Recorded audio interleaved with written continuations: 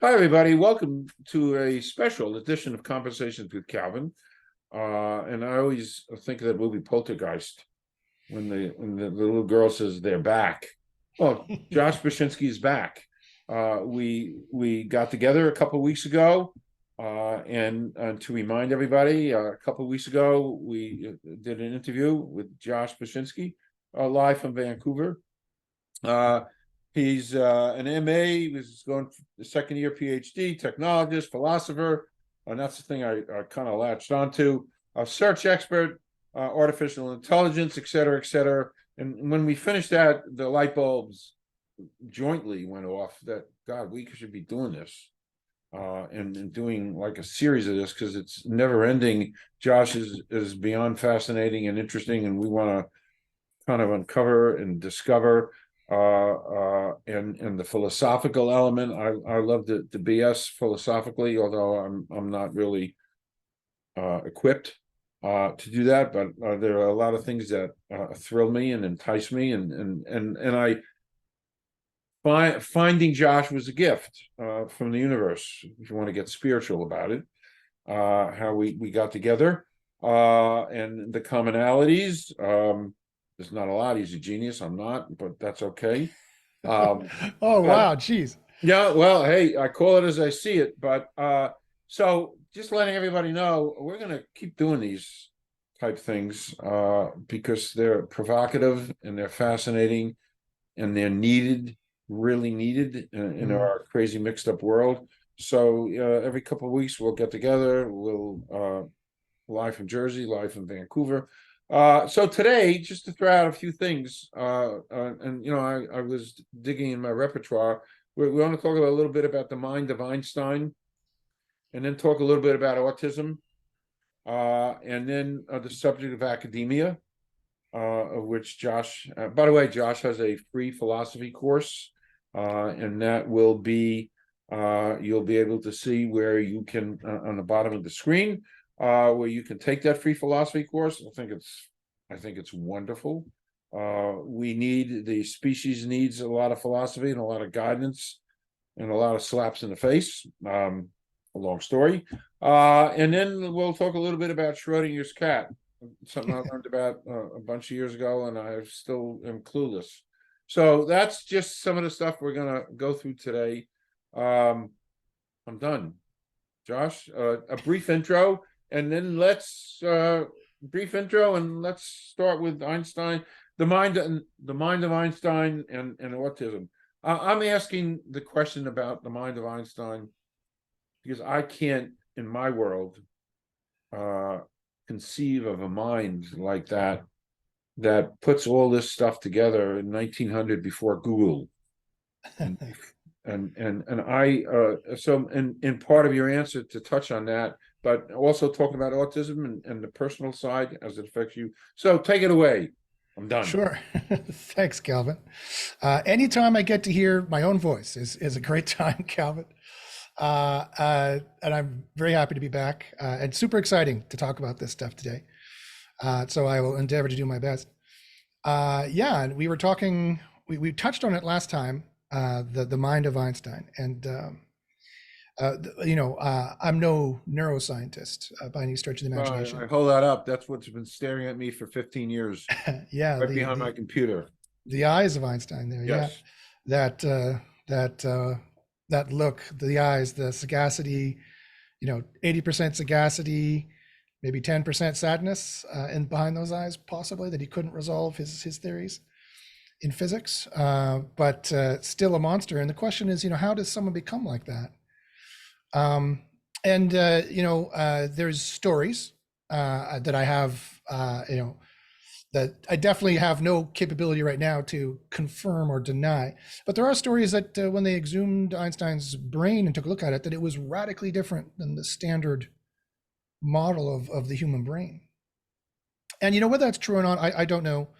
I think that story is true, but I want to talk about the mind and it comes down to me to a personal story, as you mentioned, because just a year ago, I was, and I'm going to put scare quotes over this word, diagnosed with mild autism and being neurodivergent. and or neurospicy, as the kids on the TikToks call it these days. And so I'm spicy. I'm neurospicy for sure. And I think it's probably true. I took a couple tests on WebMD and Mayo Clinic for autism, and I scored very strongly for autism. And a nurse who'd worked with autistic kids for 20 years is the one who got me onto it. She looked at me after we're having brunch at a restaurant really close by to my house here in very close to Vancouver. I'm actually living on Vancouver Island in a little town called Shawnigan Lake. I live on a lake. It's quite beautiful in the mountains. And she looks at me and she says, I think you're on the spectrum. And she started asking me these weird questions like, do you like the feeling of velvet or textures? I'm like, yeah, I really have since I was a kid. Do you like making shapes and signs in them? And I'm like, yeah, I do. And so other weird questions, when you were a kid, did you like hanging out with the adults more than the kids? And I'm like, yeah, I did. She says, I think you might be on the spectrum. You should take some tests. So when I think about the mind of Einstein, I think about neurodivergency, and I think about the different kinds of intelligence. And the kind of classic model we're taught is that intelligence is kind of a line graph. It kind of points in a single line in the XY axis going from not so smart to smarter. But that's not really the way it works. And it's kind of a clusters of different kinds of intelligence all across the board here. And yes, maybe the more you get up on the IQ scale, the more of these different kinds of intelligence you can incorporate into your rubric, into your system of intelligence, your wisdom, which I find wisdom far more important, far more interesting than just smarts or cleverness. And let me give you an example. So it's true that I'm very high IQ. On IQ tests, I test anywhere from 110 on a bad day to 160 on my best. But I had to correct that test. There was two mistakes. One was a JavaScript mistake, and the other was an actual mistake in the question, where they thought there was one answer, and I showed there was two answers. So I'm marking myself. I gave myself 160. So take that with a giant, huge grain of salt, right? But it's just an IQ test after all. It's just visual spatial patterns and how quickly can you do those. If you gave me a music test, I can compose music in my head. If you give me a music test and let me just sing it to you, I could do it like that, or a logical test. There's different kinds of intelligence. So that's my point, is that can you do music, can you do math, can you do this kind of spatial reasoning, can you do that kind of mathematical reasoning? And this was very important for me and interesting when I built my self-aware AI Kassandra.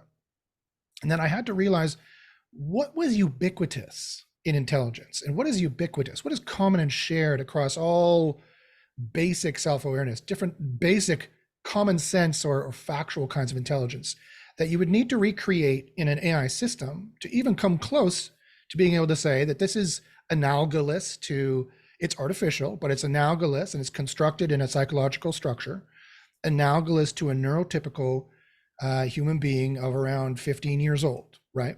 Because self-awareness is also a spectrum. And I think, Calvin, in your grand age, I think that the Calvin at 17 was maybe not as self-aware maybe as the Calvin around 70 now. Correct. I know the Josh at 17 is nowhere near as self-aware as the Josh pushing 50. Correct. So it's a spectrum, right? So when I think about the mind of Einstein or any of these kinds of quote unquote different types of minds, it's a divergency that is a very exciting expression of intelligence and a much more, I think, invigorating way to think about it, and that there's different kinds of intelligence. And the more we have that kind of intelligence either under our own belt and or on our team, the wiser and the more creative and the more different kinds of ideas we have. This is why it's so important for diversity in teams. This is why it's so important to study other cultures and even learn other languages. And they have concepts in other languages and cultures that we've never experienced in growing up, right? And let me give an example of how this works and how it doesn't work. So for me, I have a high IQ, but I have a very small EQ, right? A very tiny emotional quotient or emotional intelligence. I don't always know what to do in social situations. For example, I have affective empathy, which in psychology is emotional contagion. I can feel emotional contagion quite a bit. And if someone tells me a sad story, I will get emotionally caught up in it. And that's why I can't be a psychologist. I have all the training to be a psychologist and a counselor and a therapist. I could never do that as a job because I have too much emotional contagion. And I have cognitive empathy, which is I cognitively understand scenarios and what the subtext might be in those scenarios pretty well. But what I don't get is, for example, on one of these podcasts I was on one time, the podcast host wanted to play that Jimmy Fallon game, like Two Lies and a Truth, where he would give me two lies and a truth, and I had to suss out which one was which. And he asked me 10 questions. Guess how many I got right? 5. That would be the odds. You're playing the odds 50-50, right? I did. I got 0 right. I got 0 questions right. That's statistically significant. I should have got 5 right and just guessing. But I got 0 right because he's like, and the questions were like this. He's like, once when I was younger, I had long red hair. And I'm like, no, like, I don't know. Like, I can't predict sometimes what other people are going to do, or what seems far-fetched to some people is simple for me. And what seems simple to other people is inscrutable to my intelligence, right? I got every single one wrong. And he started laughing. He's like, you know, what, why are you getting all these wrong? I was like, because I'm mildly autistic. Like, this is, you found my weak spot, right? This is, you know, like if without any context where I can calculate what would happen, I'm like, I don't know. I can't figure you folks out. Sometimes people do things and I have no idea. They say things to me, or I said something that I thought should be innocuous and people are insulted, or I said something that I think would be, I have to be very careful and delicate, and people are like, meh, you know. So that's life as Josh. And as I say to people, you know, I just learned I was autistic a year ago, and I just thought I was a nerd. I just thought I was a dork. I just thought I was a geek, right? And so learning that I was autistic was very interesting. It's both helped me in many ways, and it's kind of hurt me in some ways, because now I feel I have credible scientific, well, again, I wasn't officially diagnosed, but I have some fairly credible anecdotal scientific evidence that I am different than other people. And so that isolates, right? And that makes one feel lonely sometimes. And so I'm struggling with it, but it's helped me. It's more pros than cons. It's helped me in being like, okay, you're ADHD of this type of spiciness. I'm autism of this kind of spiciness. We can't communicate. Okay, I know what the issue is now. I know how to resolve this. I know how to get around this. And so, so when I think of the mind of Einstein, I think, wow, I don't know he was neurodivergent for sure. But I think given that his brain was different, if that's true, he had to be on some kind of spectrum. He had to be somehow different. And that's such a positive thing, because we can embrace the different kinds of intelligence, either in ourself. You can learn them, right? It's not all just nature. It's nurture too. You can learn them. And you can ramp it up and make things better, and practice it like any skill. The brain is highly plastic. And you can learn, you can get better, and as both as a person, as a team, but also as a culture, when we add in and we embrace more kinds of intelligence. Wow. Fascinating. So, you know, I read his Walter Isaacson biography. He's just fascinated me. And we talked about it before we went on air. I'm rather spiritual. Mm-hmm. So some years ago, 15 years ago, when I found that picture of Einstein and hung it up behind my computer, I reached out to the spirit of Albert Einstein. And I write about this. I'll swear from that moment on, this is totally unscientific. So I don't know if this is going to sit with you really well, but nevertheless, I reached out to Albert Einstein, and I figured I'm probably one of the few people on the planet who's done that to the spirit, which I know is out there. Mm-hmm. And I said, you know, I really want to be a writer. Help me. And from that moment on, I'll swear that my writing improved. Yeah. You know, I believe you. I believe you, because as a philosopher also has to be a scientist, because science is nothing but a branch of philosophy. We used to call it natural philosophy. There is no separation between the two, really. But when you say those things to me, I'm hearkened back to the ancient Greeks. And this is a proud tradition you've done both in the Eastern cultures and Western cultures for millennia, right? And it's called enthusiasmos is the Greek word, and it's where we get the English word enthusiasm. And you were enthused, right? You were inspired. It literally means to be breathed in by the divine, the breath of the divine. And so the divine, the sublime, the perfect information, if you think about Plato's forms, this is just information. This is the perfect, not physical, metaphysical, but permanent universal information. The spirit of Einstein is nothing but an informational pattern. And if you used it as a mantra in a hypnotic state or a meditative state, history shows that's what all prayer is. That's what prayer is. That's what meditation is. And there's different techniques in both the Eastern sense and the Western sense, which I teach in my free philosophy course. But they all congeal together in this enthusiasmos, in becoming inspired by the divine, by the perfect, by information. Wow.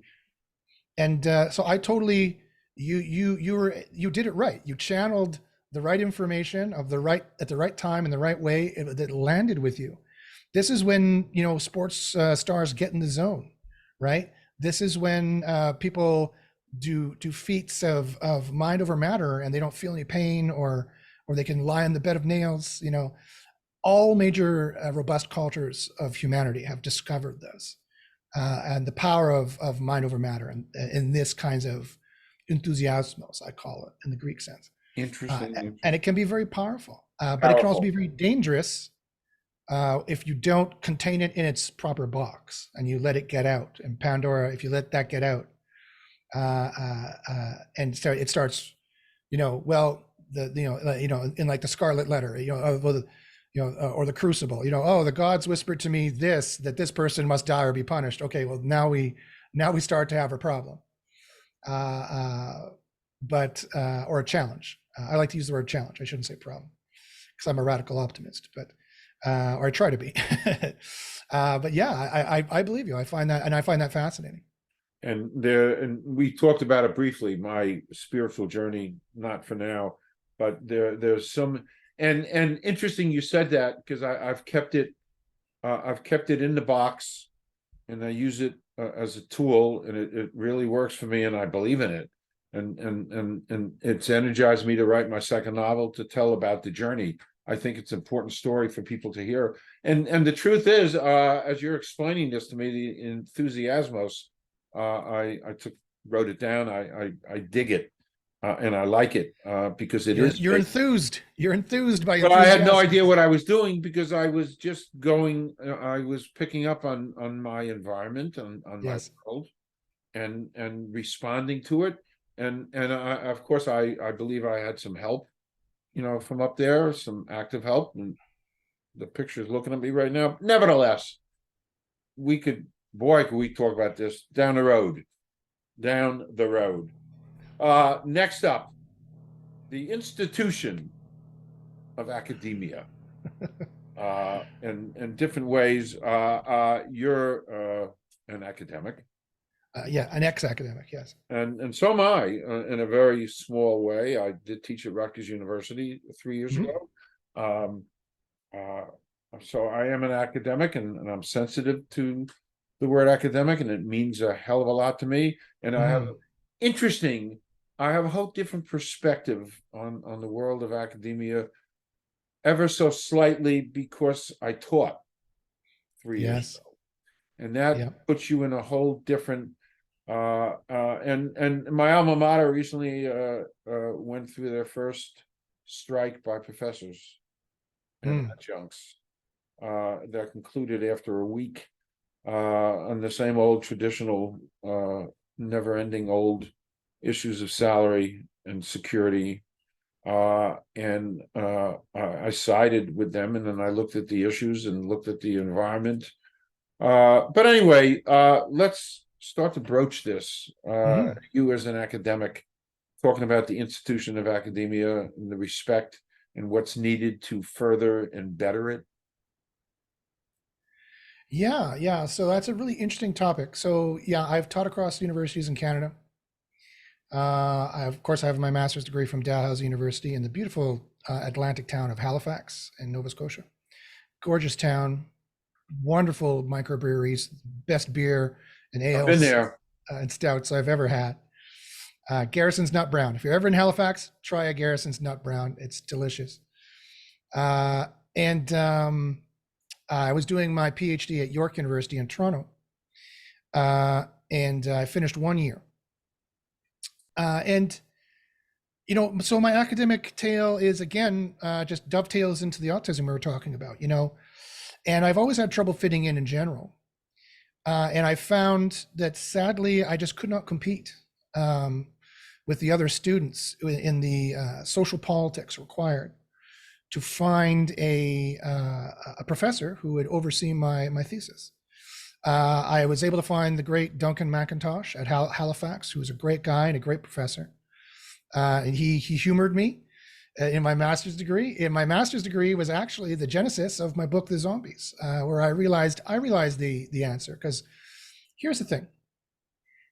Over the last 5,000 years of philosophy, no single philosopher has ever nailed the moral truth. They've never nailed an argument that proves what morality is or ethics is. Many have taken a stab at it.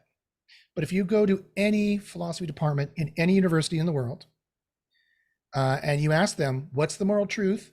You will get nothing but conflicting opinion, and you will get very little consensus. And to be perfectly blunt, this is sad. It's a bit of a shame that philosophers for the last 5,000 years have not been able to deal with that one fundamental human question.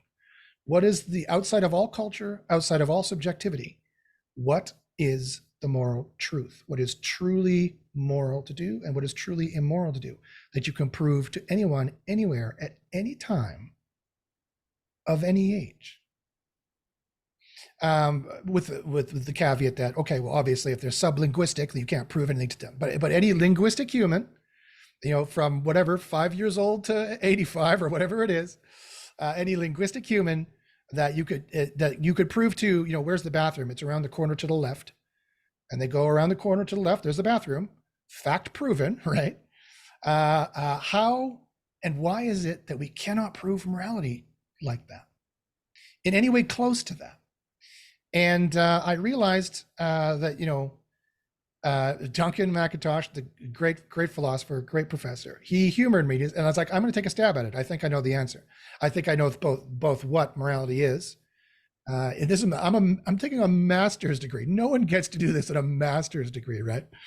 I'm like, I think I know what it is, and I'm going to take a stab at it. And I think I know why we're having such trouble proving it too. And he's like, okay, go for it. Go for it, Josh. See if you can nail it in 60 pages. And so he oversaw my master's degree, and he was definitely a shining light in my philosophical career. There was another professor in University of Winnipeg that I studied under. His name is James Armure. He destroyed my life entirely. My life was going in one direction, and then let me tell you the story. So I was fixing computers for the University of Winnipeg, and I was a very pugnacious, argumentative, mildly angry young man, as many young men are, especially when they're undiagnosed autistic or with some kind of emotional or mental malady, and are having trouble fitting in. And I went on to some, in between fixing computers for the University of Winnipeg and setting up networks, I would go onto message boards, and I had no philosophical training at the time. And they would say, they would argue certain things on there.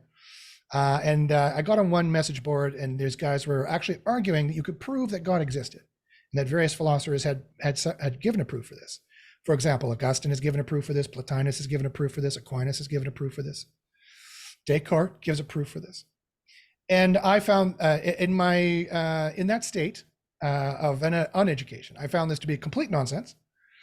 I asked them to justify it. They said they tried. They could not. I said, well, then you're wrong, and Aquinas is wrong. They said, listen, I'm not Aquinas. I can't, in a forum post, I can't explain his like 5,000 word argument or like 500 page argument for the divinity. So I was like, okay, fine, but it is true. And I said, no, it's not. I'm gonna go read Aquinas. I'm gonna come back and prove you're wrong and prove he's wrong. So I set out on my quest, and I went to the philosophy department, and I went to talk with Lou, whose computer I'd fixed many times. I said, hey, Lou, is there any philosopher here who knows about Aquinas? And she's like, oh yeah, you need to go talk to this guy at the end of the hall we just hired. I'm like, okay, sure. So I go, I go walking down there, knock on Jamie's door. He's like, oh, who are you? I'm Josh. I'm from IT. He moves back from the computer. I go, no. I want to talk about Aquinas. He's like, oh, you see his philosopher ears perk up. Oh, a potential student. Okay. And so someone who's actually interested in it, who didn't have to take the course as some kind of prerequisite or something. And so long story short, We boiled it down. He philosophically, expertly, Socratically boiled me down to my definition of truth at the time, which I said, that which is true is that which you can scientifically prove. He said, oh, really? I said, yeah. He said, okay, prove that. And in that one instant, my autistic mind, unbeknownst to me, autistic at the time, calculated the logic of that and what would have to be done. And I realized, oh, you can't build the boat without having a hammer first. You can't scientifically, through the scientific method, prove that truth is true, because you need truth before you can do science. Math and truth come before science in every way, shape, or form, conceptually, historically, procedurally, practically. You need truth, you need math, you need underlying truths before you can even start to endeavor even thinking of science, never mind doing it. And I realized, therefore, I'm wrong. And I realized, therefore, I could be wrong on many different things. And I realized, therefore, my life was wrong. My whole life trajectory was wrong. Wow. And so, as I said, he destroyed me. Josh, as the argumentative IT guy who was never going to go anywhere, exploded. And my life went on this path afterwards. For those people who are just listening, I diagrammed a sharp right turn or sharp left turn, whichever way, on the screen. And so I literally went, oh, and I sat down. And then he proceeded to explain to me what I just said. And ever since then, I've always been a philosopher, but ever since then, I've officially been on the path, on the right path of philosophy, so to speak. So I'm sorry, I got off topic. I can't remember what the original question was. Oh, academia, right. So I've had many great experiences in academia, but overall I'm sad because right now, quite frankly, philosophy has not solved all the major questions that they set out to solve for the last 5,000 years. I mean, at least the last 2,500 years of Plato's Academy, of it literally being called academia, the academy. Plato made the academy. That's where the academia is a Greek word, that's where it comes from, right? Plato made it. He intended to make it. But philosophers have been working on these problems for long before Plato, for a good 1,000, 1,500 years before him. Hebraic philosophers and such, Greek philosophers, pre-Socratic philosophers. And then never to mention India, not to mention India and their rich tradition of philosophy. And then the Han dynasty of the East, AKA China, they have been working on it for even longer, right? And so, but sadly, on all those traditions and all those philosophers, no one has ever nailed what is real, how we know it's real, and why we should do anything at all. The basic philosophical questions. No one has given a de facto answer to all these that everyone can accept in the format that it would be acceptable. And never mind also getting buy-in from everyone on the planet in any length of time, in any society we've ever tried. And this is a sad thing. And in some ways, and it's going to be a little harsh, but in some ways, the humanities are kind of the joke that the hard sciences says it is, right? If we can't solve this problem, which is very simple, after 5,000 years of trying, something is seriously wrong in the method, right? As Einstein said, the definition of insanity is doing the same thing over and over again and expecting a different result. Well, that's the paraphrase anyway. Philosophy department keeps arguing and arguing until they're blue in the face. It was Kant was right. No, Plato was right. No, Hume was right. And they never solve it because they never have to. They have tenure, they have safety. They're not paid to resolve it. They're paid to continue arguing forever. There are fundamental procedural problems in the philosophy departments. In my opinion, and this is going to maybe sound radical, but in my opinion, the philosophy department needs to shut up. And I've taught in numerous philosophy departments across Canada. So I'm saying this both as a teacher and one who's taken classes. They need to get over themselves. They need to realize half of them are neurodivergent. The other half of them have suffering from emotional maladies. They need to get some psychological counseling. They need to realize what is the truth. And they need to merge the philosophy department into the education department. There are no more questions for philosophy to ask, right? There's no more discovery there, not really. They should merge it into the education department, the science department, psychology department, and the computer science department for AI and mind self-awareness things. In my free philosophy course, I break philosophy down. There's a proud tradition and I'm not the only one who said this, by the way. There's a proud tradition of philosophers and mystics, such as Al-Farabi from the East, the Mideast, the Tao Te Ching, whoever wrote the Tao Te Ching, in the far East, Augustine in his work Contra Academicos, against the academicians, against the academy, and Hume as well, against the schoolmen. And it's a proud tradition that I'm only so happy to be a part of, is that the way that we're doing it is wrong. We need to totally relook at it, and that philosophy is actually not that hard. I break philosophy down into 20 lectures in my free philosophy course. So when you folks join my free philosophy course, don't expect us to go on debating it forever. It's not that hard. I've solved it. I've taught it in a way that is I've formulated it in a way that it is factual, it is verifiable. Anyone, even a child, could agree to it, and it has to be that simple because we want children to agree to it. Like, could you imagine trying to teach ethics as they teach it in their current academic department with all their jargon to a child? Mommy, daddy, what should I do? Well, you see, you need to calculate the proper amount of utiles, but you see, we need to follow rule consequentialism where the blah, blah, blah, blah, blah, blah, blah, blah, whatever, mommy, daddy, I guess I'll just hit my sister. Like, that's not going to work, right? And they just keep adding jargon upon jargon upon jargon upon jargon in a masturbatory attempt, cavorting around trying to solve these things when they don't actually do true philosophy. Of what the true philosophers from millennia ago have taught is that you need to look at your first principles. You need to look at your first principles. If your first principles don't follow, then nothing follows from that. So sadly, sadly, that's my opinion of academia. And so don't get me wrong, there's much of academia which is wonderful. It's mostly the humanities I have a problem with, quite frankly. I have a problem with the capitalistic nature of academia as well, but that's not a measure of academia. It's a measure of the capitalism and the plutocracy we live in. So that's a separate subject. So in my free philosophy course, I break philosophy down into 20 lectures. I invite and challenge any philosophers, academic or otherwise, to join the course and to see how philosophy is pretty easily resolved. I would appreciate the feedback if I've made a mistake anywhere. I haven't. So I know it might sound radical to say that, but one, I'm not the only philosopher over history who said it. And two, perhaps it is because I'm spicy. Perhaps it is because I'm divergent in exactly this way that I'm very able to easily see, oh yeah, look at that. E equals MC squared. And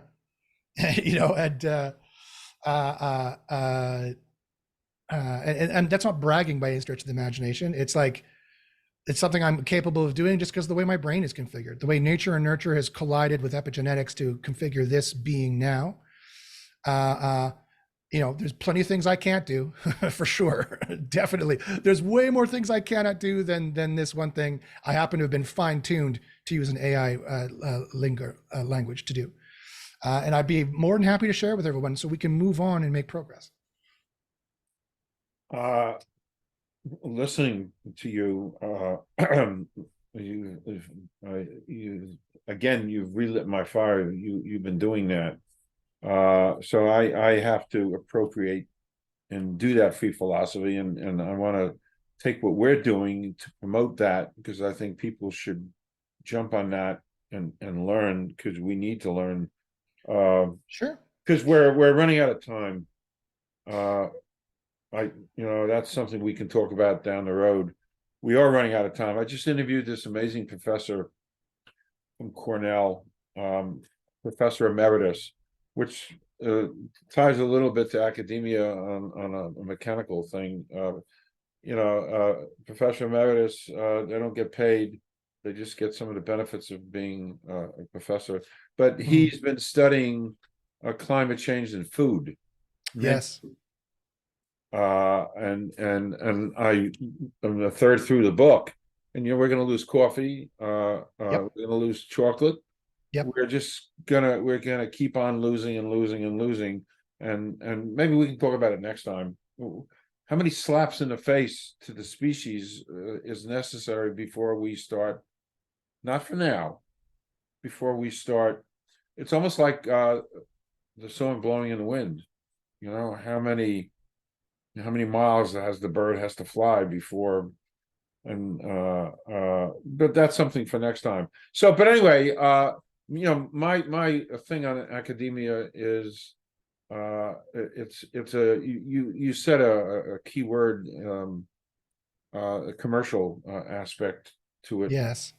And Yes. I've observed in my own little world here in New Jersey, the battle between academia and athletics. Uh, Mm. and I used to have a whole different approach to it until I taught at Rutgers, and I've swung over to another side. We could talk about that, but anyway, your points about academia are really fascinating, and I need to promote your philosophy course. We're kind of Well, running out of time, right, yeah. Josh? When it comes to the philosophy course, I'll say that all I can offer you is the truth. All I can offer is the truth, verified and justified. It might not be what you like to hear. It might not be what you want to hear. Just like I was younger and I thought this and that. Plato uses a metaphor of the cave in book 7 of his book, his seminal work for Western culture, the Republic.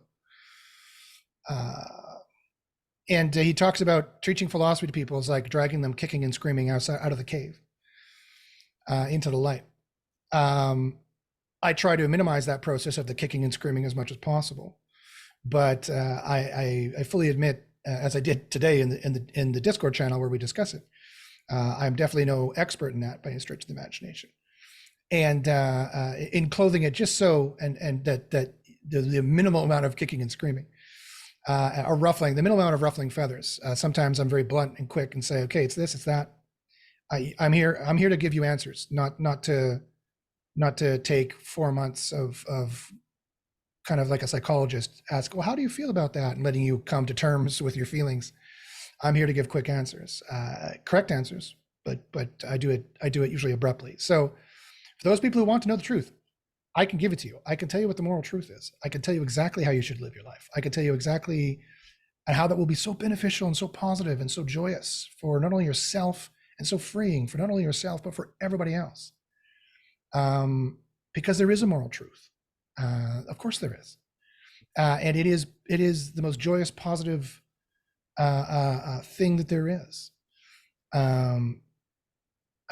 But getting there, when you think maybe some people might think they already have it, can sometimes be a rude awakening. And so I promise I won't be mean on purpose. I just, sadly, I also have to make money and do things to make money. I can't just teach philosophy all the time. Well, I'll wait until I'm retired. Maybe we'll see. Retirement's great. Retirement is wonderful. I've been that for 12 years or so. It's a great institution if you have the faculties. And that's why I believe you prepare for retirement when you're graduating college. Prepare up here for that. We can talk about that too. Because if you do things the right way when it's time to retire, then all things, especially this thing up here, which over my shoulder, functions full throttle, and it allows you to take a lot of journeys in retirement that you would have never dreamt. I can't wait. To be continued. All right, you got to move on. You have an appointment. I respect that. I got about 20 minutes left. Oh, good. So let's. I would love. We started to talk about it. Talk a little bit about zombiesbook.com. Yeah. So Let's talk about it. That's your first book, correct? yeah. So that master's degree that Duncan was so kind to let me take a shot on, I took my shot, and it's developed since then, and it's now the book called The Zombies, and you can download a free PDF version at thezombiesbook.com. No dashes, thezombiesbook.com. I believe that's the URL. And as I was mentioning to Calvin in the beginning, the pre-interview before we started recording, in one hand, I'm very proud of it because technically, it is perfect technical philosophy, in my opinion. And I've had hundreds of readers go through it to try to find flaws. None of them have. None of them can, in terms of technical philosophy. And these are other PhDs as well. Were they convinced? No, because that's the problem with philosophy right now, is that they feel like they need to be convinced, like it's a rhetoric, like it's a rhetorical argument. They don't have the capacity to actually parse a logical argument and realize, it was valid and sound, there were no flaws, therefore I must believe it because that's what a philosopher is, and that's what philosophy is.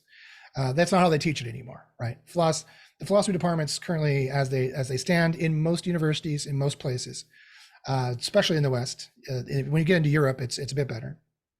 There are no philosophers left. There's no people who know philosophy left. We've never been dumber. Our species has never been this philosophically stupid. All the intelligence has been pushed into technology and into science, who know how to do a thing very, very well, but they do not at all know why to do it. And they cannot even come close to justifying why to do it. And the only thing that rules there is the almighty dollar. That is, as you've already brought up, highly, highly dangerous for our species. Billions of people are going to die sooner than they need to. Billions of people. Correct. Because of plutocracy. Correct. The sword will be climate crisis.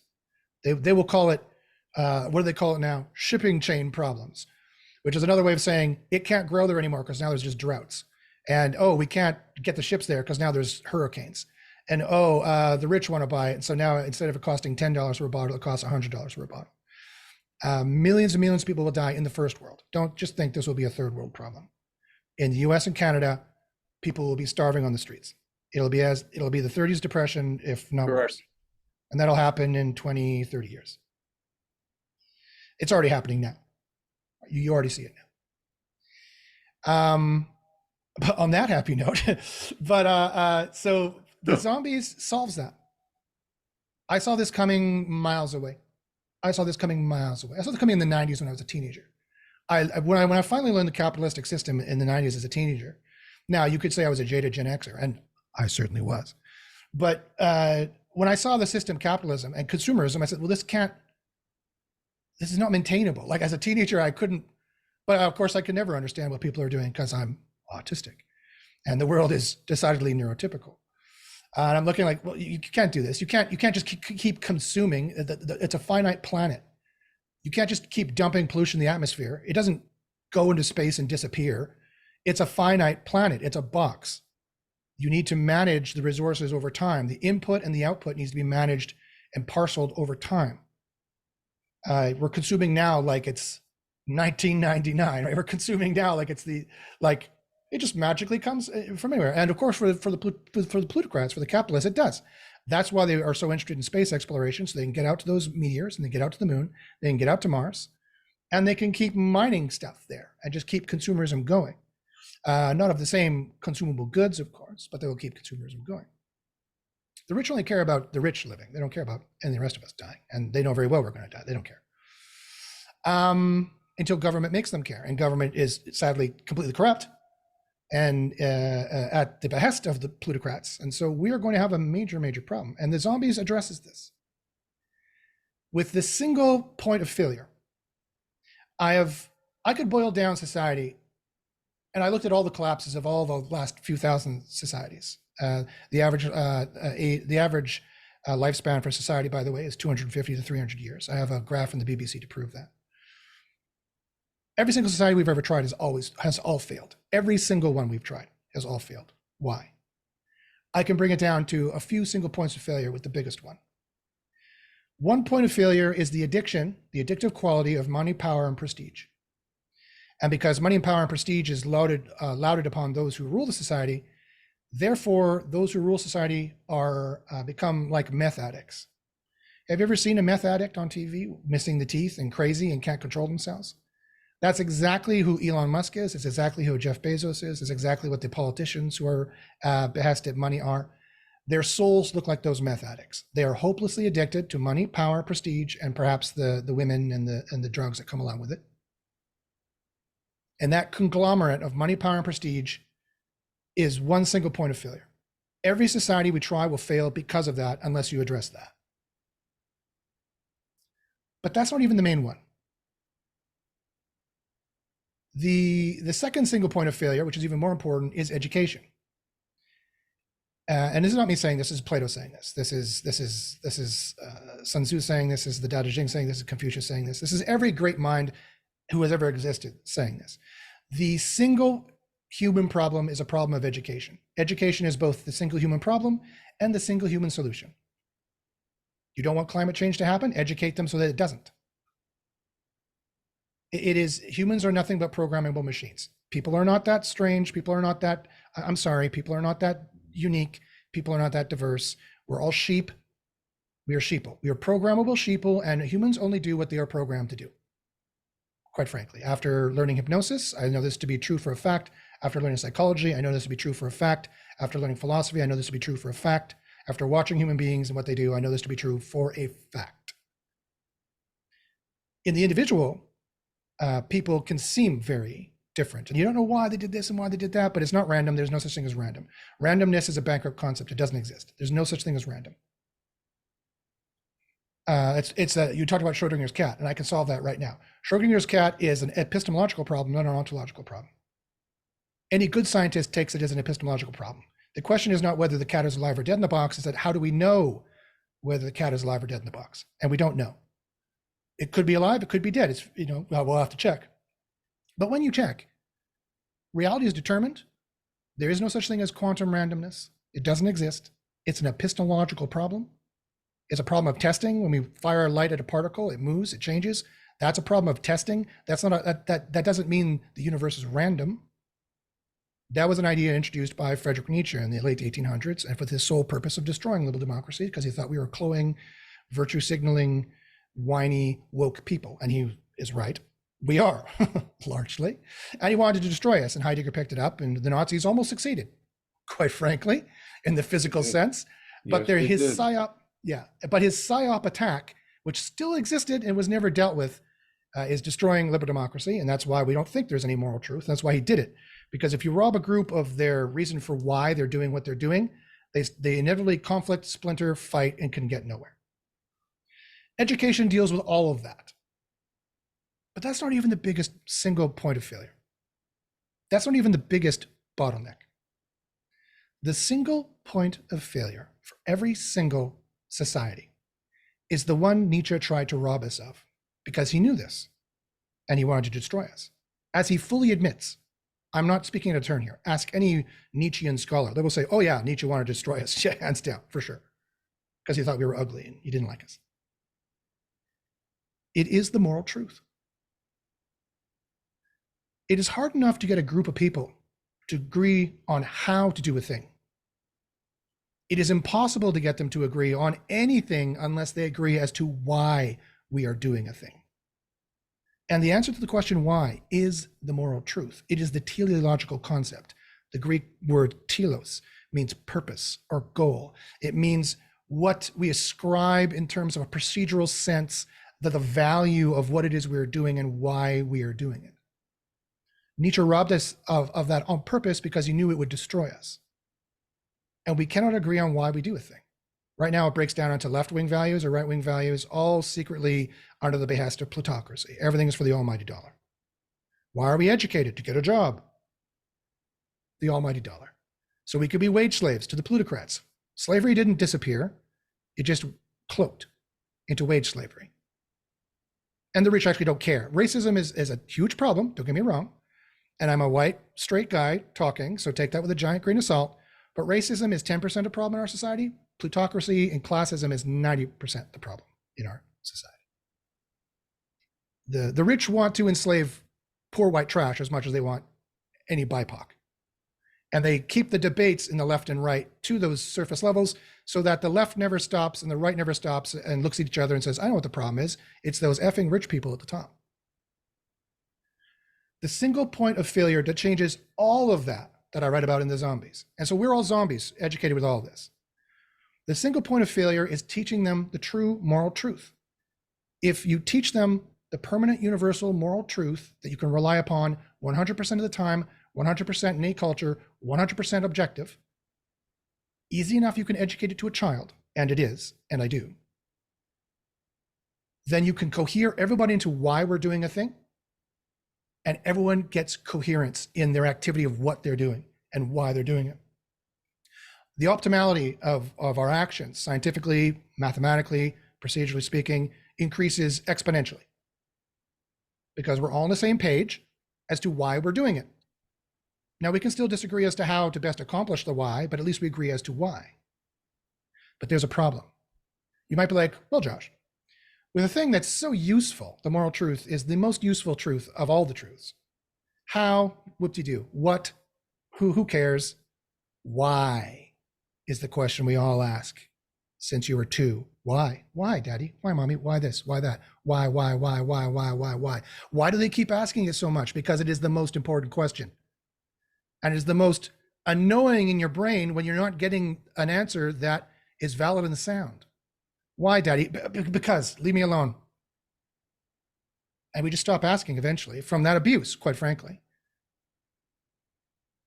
But what's the problem? So with something so practically effective, so useful on every single level of politics and society, personally, psychologically, why? Because it would make everyone deliriously happy to know who they are, why they're doing a thing, and to fit and to be in a place, and to know who they are and why and what they're going to do. Why is it we don't know this yet? Humans are very smart. We've existed for 300,000 years genetically, give or take. Why is this not common knowledge to everyone? Why do we have different interpretations? We have the liberal democratic interpretation. They can't even prove that human rights are self-evident. They hold them as self-evident. That's not the same as proving they are self-evident. And I got news for you. Everybody else out of the West doesn't believe human rights are self-evident, and they don't respect them. And why should they? We haven't even proven it. We need something deeper and more tangible to get the entire world on the same page. Why can't we do that? And this is the reason why we are zombies, is because of something I call the virus. You mentioned earlier, I can't remember if it was in the podcast or the pre-interview, about a movie about a virus that changes everyone into zombies. That is true. That is true. That has actually happened. And has happened since the dawn of language. But it's a computer virus running on the oldest computers in the universe, the smartest computers in the universe so far, until AI changes that. Our minds. It is a language virus, a linguistic virus that both Sun Tzu and Socrates both equally warn about. Be careful ingesting new ideas. It's direct from Socrates and implied from Sun Tzu, but be careful ingesting ideas because they can infect you. They can be virally seductive to believe in. And what's the virus? And this is what I talked about in my master's degree. What I realized when I was sitting there in those Friday symposiums at Dalhousie, and I realized, oh, this is the reason why all these idiots can't figure this out. Again, I was very young, and so I thought the words idiots. They're, of course, not idiots. They're great people. But they are infected with the virus. It's the virus of objective prescriptivity. Objective, thinking that morality has to be, and ethics, all morality, all ritual propriety, to use Confucius's words, transliterated, that morality writ large in any way, shape, or form, any code of conduct, any normativity needs to be both objective, like geometry, like the rules of geometry or math, distinct from us, non-subjective, reliable, extrinsic to metaphysical to physical reality and any people who have opinions in physical reality. And it needs to be prescriptive. And that's the problem. What does prescriptive mean? It means you can prescribe to others what they should do and shouldn't do, that you can prescribe to others what is right or wrong, that you can prescribe to others what is good or bad, that they just have to listen to. And if you're being honest with yourself and you think about it, that is very seductive, because that is the power of God. People like to take on the power of a divinity or God by saying, you can't do that. That's wrong. That's right. It is bossiness writ large. It is so virally seductive. It is virtue signaling. It is wagging your finger at other people. And we love to wag our finger at other people. I just did it there. I called those guys idiots, right? We are all infected by this virus. Innocently, it's encoded in our stories, it's encoded in our norms, it's encoded in our language, it's encoded in every single major language. It is as far back as I could read. It's in the Sanskrit stories of Gilgamesh, or at least the translations I could read of them. I didn't learn Sanskrit. And quite frankly, learning Sanskrit, as Nietzsche knew something like 12 languages. That's why we're destroyed, because he was a genius who's smarter than all of us put together. Talk about neurospicy.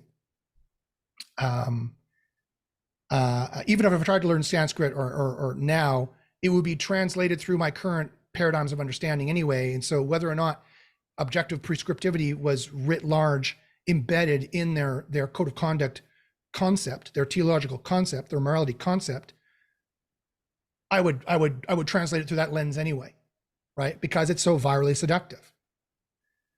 But here's the problem. Objective prescriptivity is unjustifiable, and it has always been. And that's why we've never solved it for 5,000 years. Because we're all infected with this virus and didn't realize we're infected with it, although some philosophers have. I'm echoing some other philosophers, right? But those philosophers never realized the solution. They just thought all morality is impossible because you can never prove something objectively prescriptive. Murder is, well, that's a very contentious one. Lying is wrong. Just take a look at that sentence.